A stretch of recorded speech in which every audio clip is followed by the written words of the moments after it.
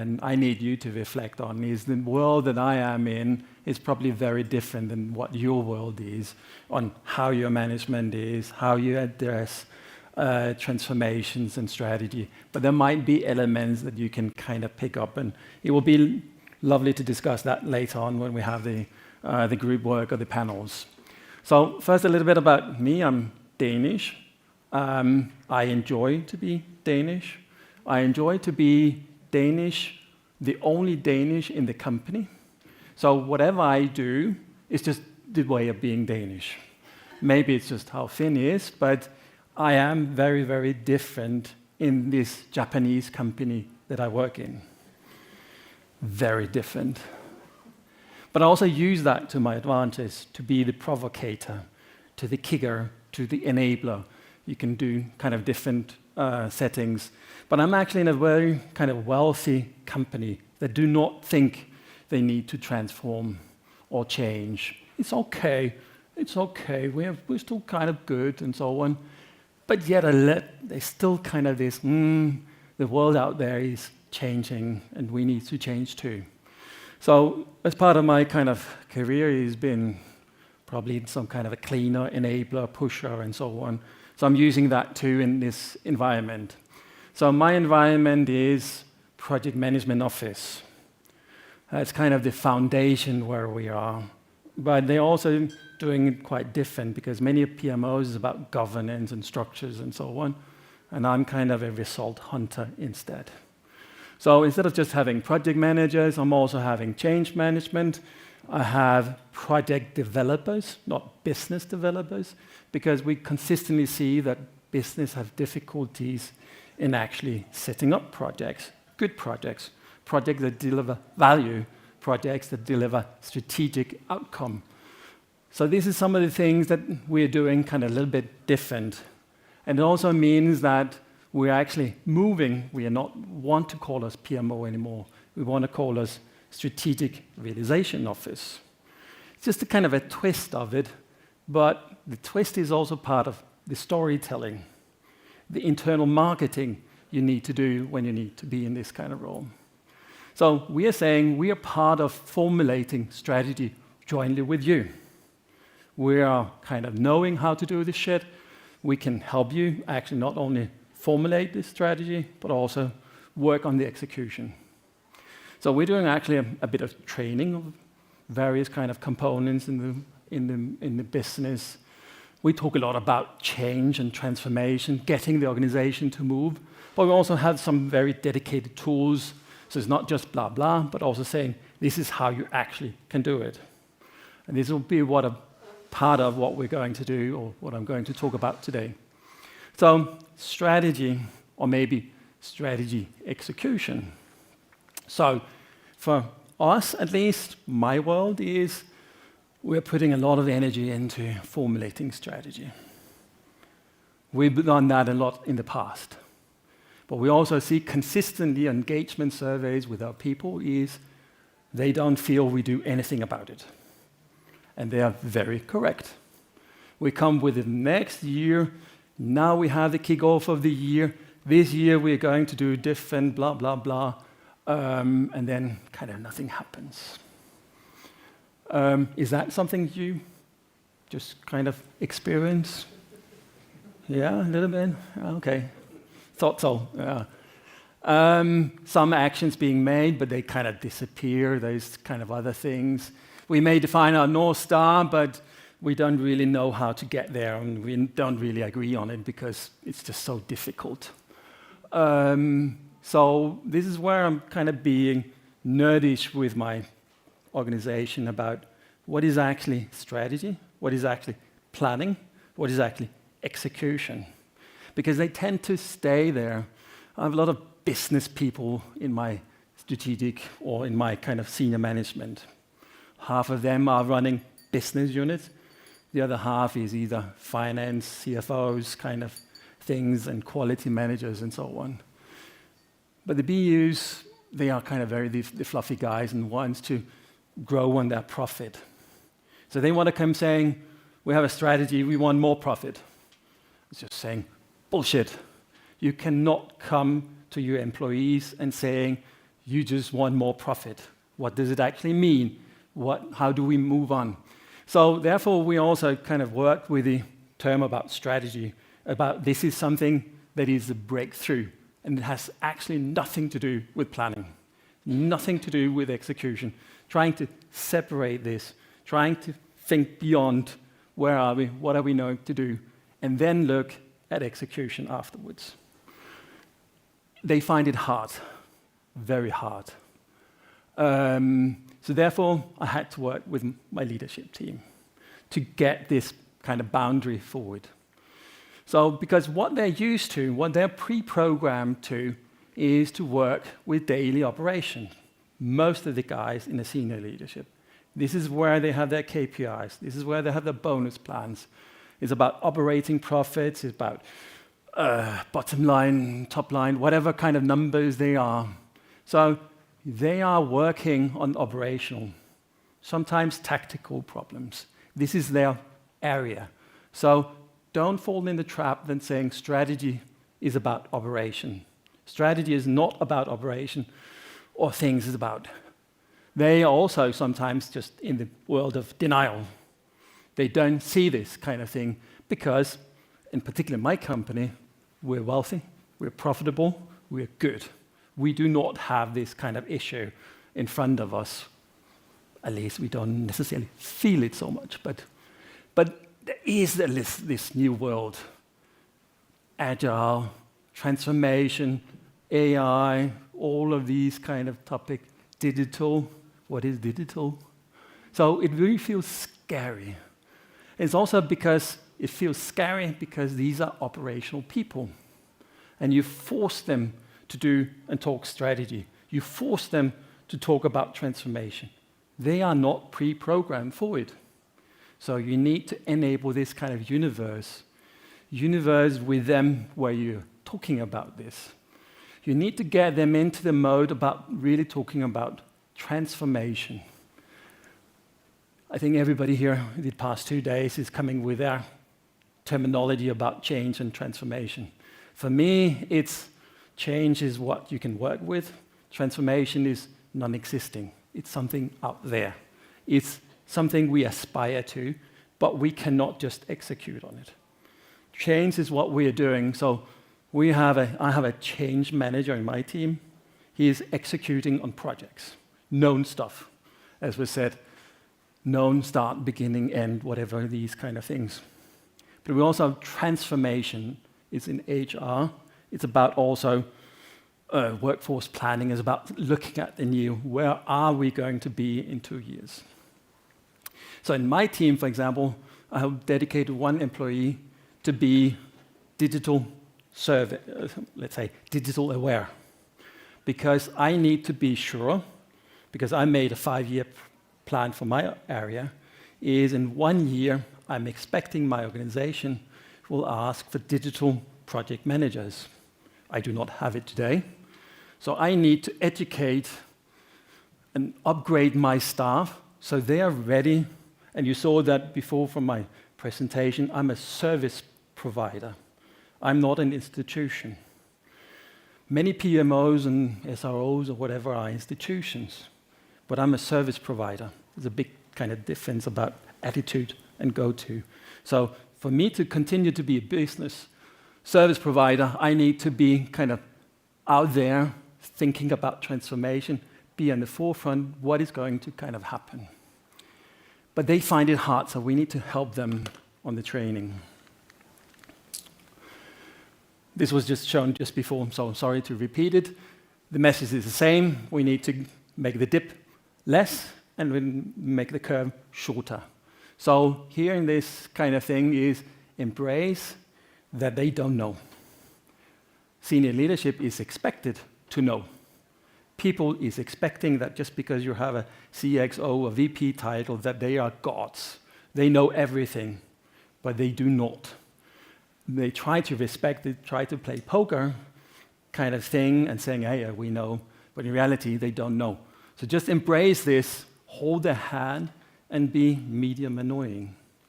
So I used to be probably a bit more than medium annoying, But this is my title, what I'm always saying to my project managers. If you're not medium annoying, you're not kind of pushing the boundaries. So push them, but also build trust by delivering results.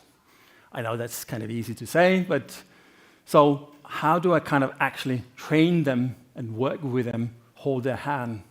It's giving them something that they can kind of tag into. Processes, lectures, tools, and so on, that kind of helps them. So we basically started with some prepping my CEO and getting him to come with some visionary statements. So one of the things that he is passionate for is let's not just do increment on the daily operation, meaning this kind of operational tactical thing. You need to advance. So we basically got into talking about backcasting instead of forecasting.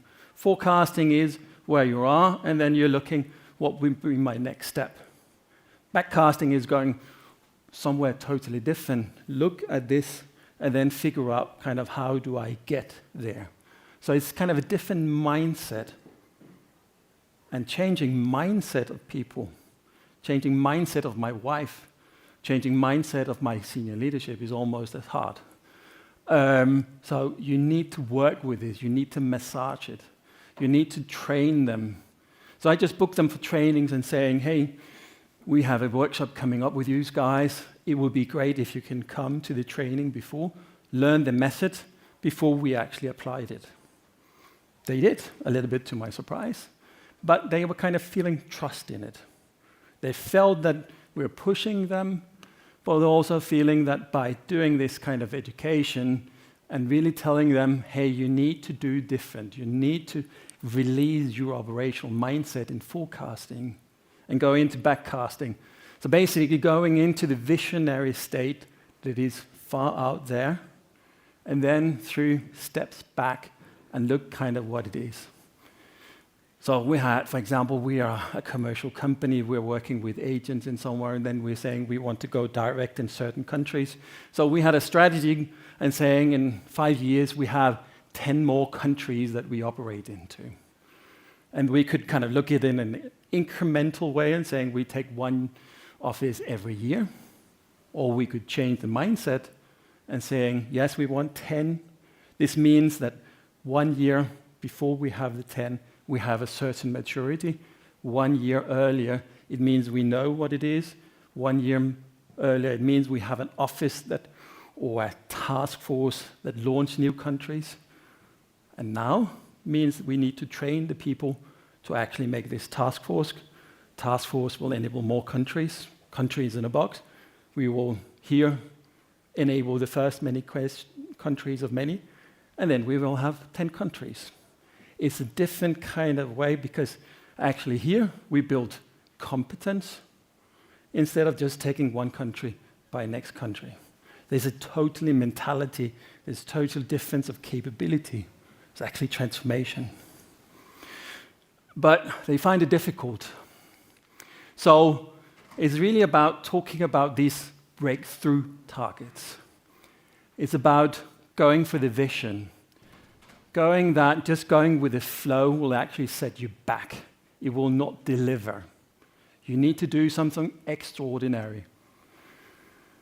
Some of you were showing KPIs, and I'm trying to introduce to these operational people, that is in my leadership, who likes green is good. I meet my objectives. Now I'm tooting to them, no, red is good. Some red is good. Because it means it's difficult. If it's all green, we're not doing transformation, we're probably just doing some incremental changes. If we want to do something extraordinary, some breakthrough, it has to be hard. Of course, we should not be just making the KPIs as low as possible or high as possible that we kind of fail. But we need to see that some is hard and we're putting stretch in it. And this is, again, a mentality that is very different for these type of people. They don't like to see it. So you're medium annoying, pushing them to be in this kind of room. Also, kind of just the last one, measurement. If you do kind of calculation. We have 150% goal instead of just being operational with 100%. 100% of 100% is 100, but 80% and 150 is actually a bit more. It's okay that we do not deliver on all of it. It's okay that we still have something we don't deliver, as long as we move our ass and we're doing kind of much more than we're expected to do. So we're using this lean tool, Hoshikanyi. It could be any tool. This one, the tool, again, on the mentality of leadership is it gives them guidance. So whatever you do, select something that gives guidance by the process. These are often process guys too. And then focus on what makes most value, priority, stay focused, and track it. So again, there's nothing, let's say, extraordinary with this method other than a lot of field companies using it and find value in it. It's one of these Toyota things. So basically it works that you define your breakthrough targets, 3 to 5 year, what is today's focus areas, what would be my improvement priorities, and then what is my target to improve. And the guys find it very, very difficult. So in the slide deck at home, I have this small boy crying when I'm starting my introductions to them, just to kind of also set expectation. Yes, it is okay, it is hard, but as with the change curve, if we can make it a little bit less impactful, and we can do it faster by embracing, yes, you will find it hard. So, but this is where we're moving from strategy to execution. So we try to separate it. You need to find what is it you want, and then we can give it to the organization. Now you can execute. 2 different things, but of course we want to monitor kind of the things. So it's about creating focus on what we want to do. It's really about engaging. And Hoshikanyi has this kind of benefit that is designed that you can do it layer 1, top execution, you can do it N-1, etc. It's kind of pre-designed for rollout. That's kind of what I like to do because you can get, we call employees associates here by us, so you can really get them involved. Everybody gets a piece of the cake. They feel empowered, committed. They can see that they deliver. So it's not only leadership who's actually delivering, it's the entire organization. And that makes a huge kind of difference. And of course, you want to keep the score. And what I'm using, and they're pretty tired about it, is talking about the gap. You have your backcasting exercise, you define where the future is, hard, some red, and so on. So there is, between here and there is a gap.